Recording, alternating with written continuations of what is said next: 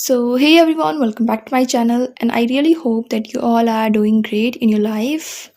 So, in this video, we will discuss about Nizam Ezekiel.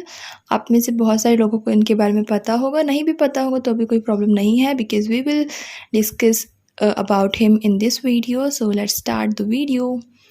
So, जब आप Indian poetry की बात करते हैं या फिर इंडियन लिटरेचर की बात करते हैं, स्पेसिफिक इंडियन इंग्लिश लिटरेचर की, तो आपके पास कुछ ही नाम होते हैं, जैसे कि कमला दास हैं, आर के नारायण हैं, निज़म एज़ेकियल हैं। तो ऐसे कुछ स्पेसिफिक राइटर्स हैं, पोइट हैं, जो कि हमारे माइंड में आते हैं, जो ऑथर्स हैं।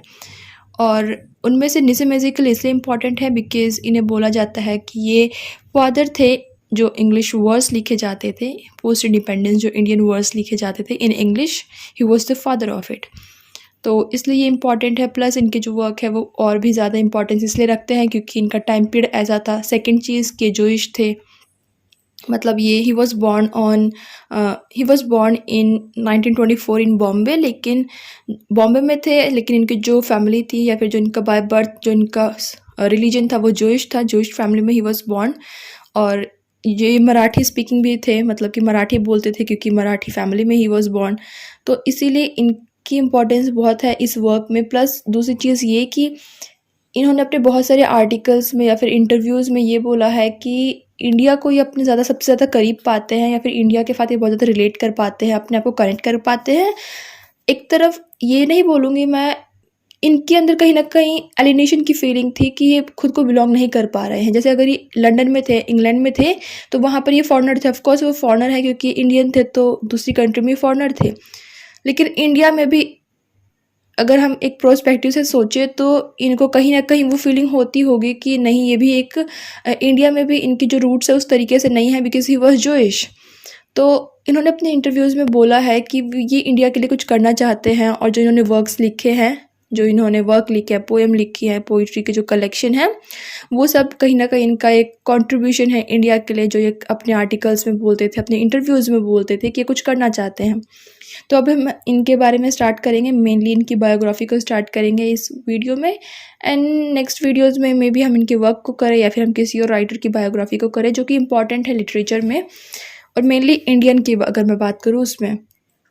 सो निज़म एज़ेकियल वॉज एन इंडियन पोइट, हम सबको पता है, and he was famous for his writing his poetry in English, कि वो इंग्लिश में जो पोइट्री लिखते थे वो इसके लिए फेमस है। इनका जो करियर है वो एक इनका लॉन्ग करियर स्पैनिंग था, जैसे कि 40 ईयर के अराउंड इन्होंने अपना करियर जो है वो लिखा है, जहाँ पर इन्होंने मेनली राइटिंग वर्क किया करियर में।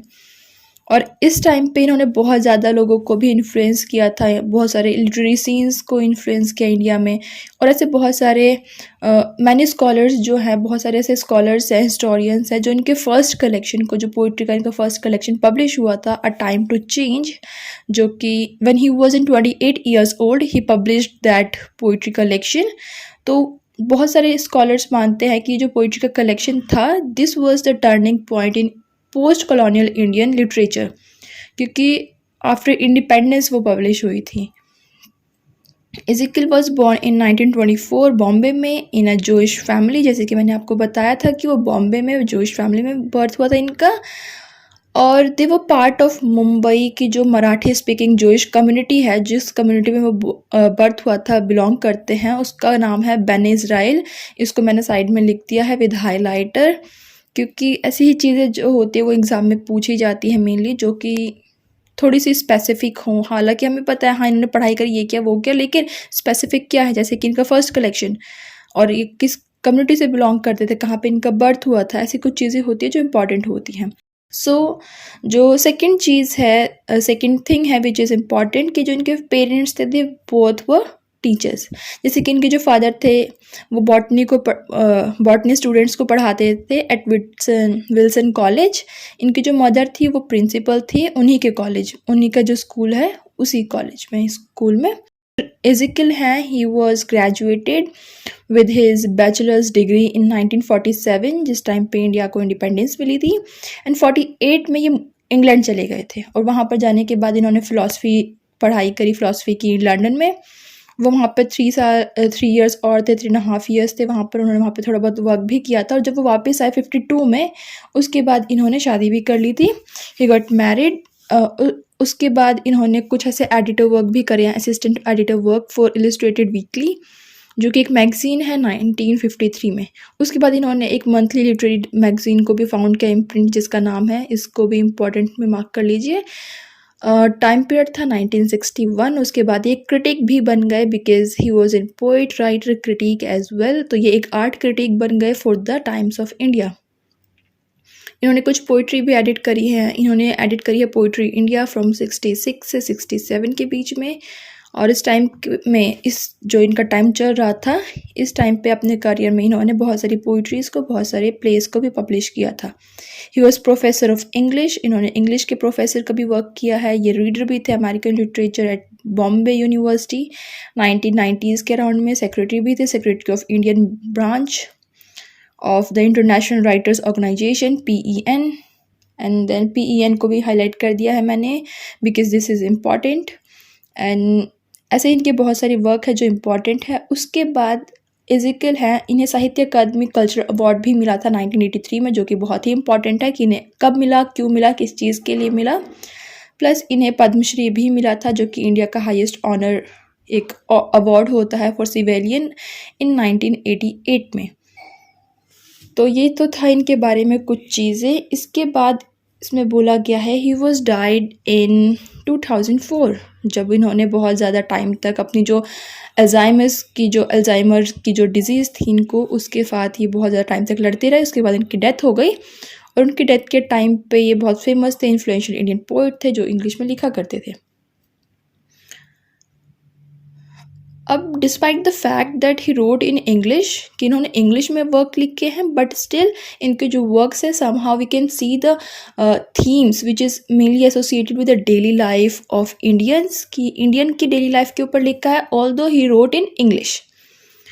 तो वो आप देख सकते हैं, जैसे कि मैंने बोला था स्टार्टिंग में ही कि इन्होंने बोला था एक बार इंटरव्यू में कि ये इंडिया के लिए कुछ करना चाहते हैं, तो इन्होंने इंग्लिश में लिखा, बट स्टिल जो थीम्स थे it was all about Indian lifestyle.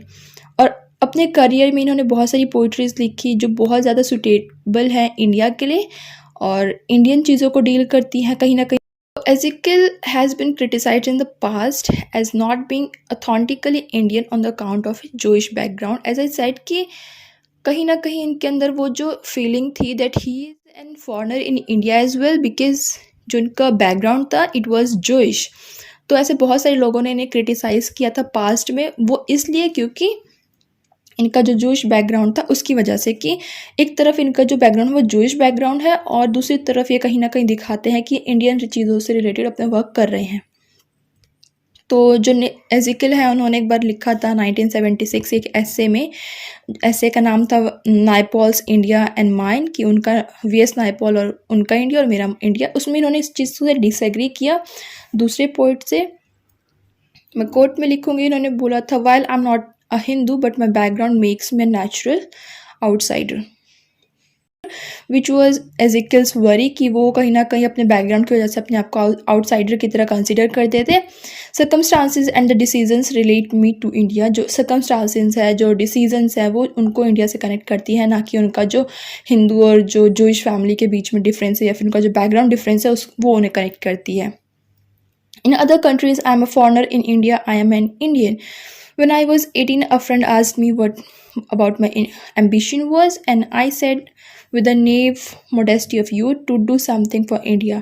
तो उन्होंने बोला कि वो इंडिया के लिए कुछ करना चाहते हैं। Now we can see his poetry which is really good.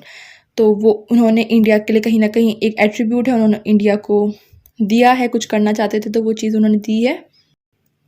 Ezekiel writes, India is simply my environment. A man can do something for and in his environment by being fully what he is, by not withdrawing from it. And I am not withdraw from India, कि हाँ वो India से ही relate करते हैं, उसके environment से relate करते हैं, उसे withdraw नहीं करते हैं। तो ये चीज़ें इन्होंने बोली हैं। प्लस अब हम इनके थोड़े से वर्क्स को देख लेते हैं कि इनके कौन कौन से मेन वर्क्स हैं जो कि इम्पोर्टेंस रखते हैं एजिकल की लाइफस्टाइल से रिलेट करने में। चीज़ जो है वो है कि इन्हें साहित्य अकादमी अवार्ड मिला क्यों था, तो वो मिला था इनको इनके कलेक्शन के लिए जिसका नाम था लेटर डे साल्म्स, जो कि इन्हें वो अवार्ड दिलाता है। अब बात आती है इनके कुछ वर्क्स की कि इन्होंने वर्क्स क्या क्या लिखे हैं। तो इनकी अगर मैं बुक्स की बात करूँ तो इन्होंने 52 में लिखी थी time to change, then 60 poems.